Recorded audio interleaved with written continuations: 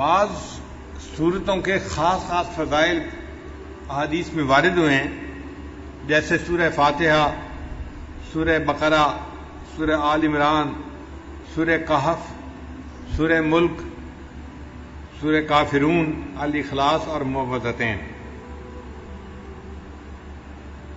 حضرت برار رضی اللہ عنہ روایت کرتے ہیں، ایک صحابی تھے جو اپنے گھر میں سورہ کہف کی تلاوت اونچی کر رہے تھے۔ ان کے گھر کا صحن چھوٹا تھا، گھوڑا بھی بندھا ہوا تھا اور چارپائی کے اوپر ان کا بیٹا بھی لیٹا ہوا تھا، سویا ہوا تھا۔ اب ان کا دل چاہتا تھا کہ وہ اونچی تلاوت کریں، جہر سے تلاوت کریں۔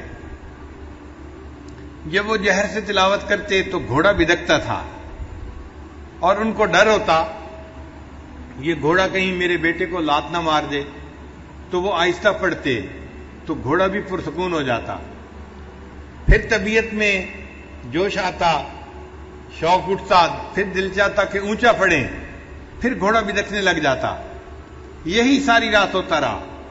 جب صبح کا وقت ہوا، انہوں نے دعا کے لیے ہاتھ اٹھائے تو انہوں نے دیکھا کہ کچھ بادل سے ہیں جن کے اندر روشنیاں ہیں، اور یہ روشنیاں ان کے سر سے دور آسمان کی طرف جا رہی ہیں۔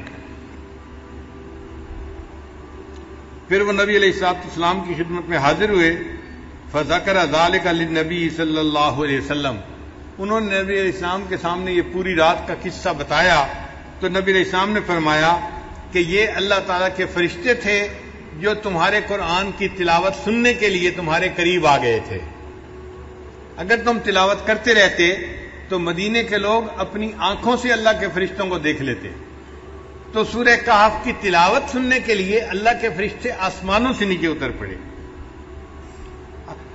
ابو درداء رضی اللہ عنہ روایت کرتے ہیں، من حافظ 10 آیات من اول سورۃ الکہف، کہ جس بندے نے سورہ کہف کی پہلی 10 آیات کو یاد کر لیا، اسی من فتنۃ الدجال، اللہ تعالیٰ اس کو دجال کے فتنے سے محفوظ فرما لیں گے۔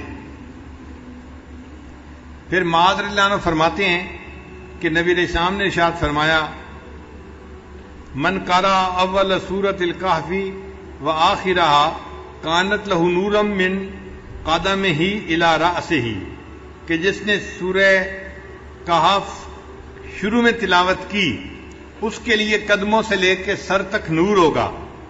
ومن قرأہا کلہا، اور جس نے پوری سورہ کہف کی تلاوت کی، کانت لہ نورا ما بین السماء الی الارض، تو اس کے لیے اللہ تعالیٰ زمین سے لے کے آسمان تک نور پیدا فرما دیں گے۔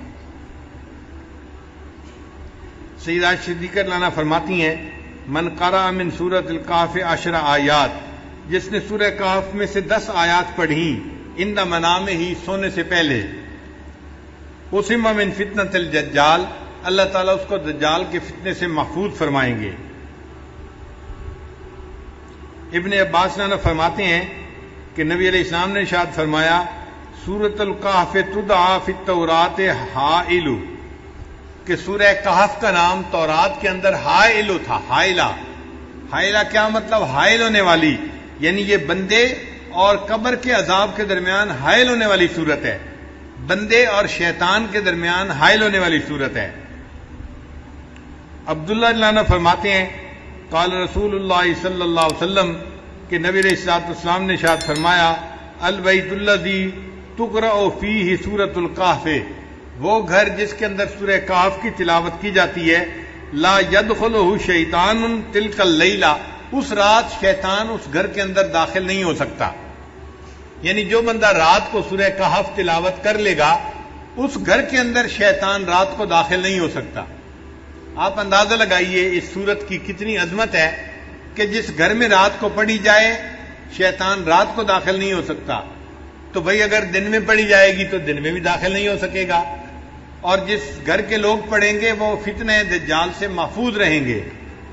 اس سورت کو یاد کرنا اور اس کی کثرت سے تلاوت کرنا یہ بہت فائدے کی بات ہے، اسی لیے جمعہ کے دن اس سورت کا پڑھنا اور بھی زیادہ ثواب کا باعث ہے۔ نبی علیہ السلام نے ارشاد فرمایا کہ سورہ کہف کو جمعہ کے دن تلاوت کیا کرو، تو ہم سورہ کہف کی بھی تلاوت کریں جمعہ کے دن، اور اس کو یاد کر کے پڑھنے کی کوشش کریں تاکہ اللہ تعالیٰ ہمیں شیطان سے بھی بچائے اور جو دجال ہے اللہ تعالیٰ اس کے فتنے سے بھی ہمیں محفوظ فرمائے۔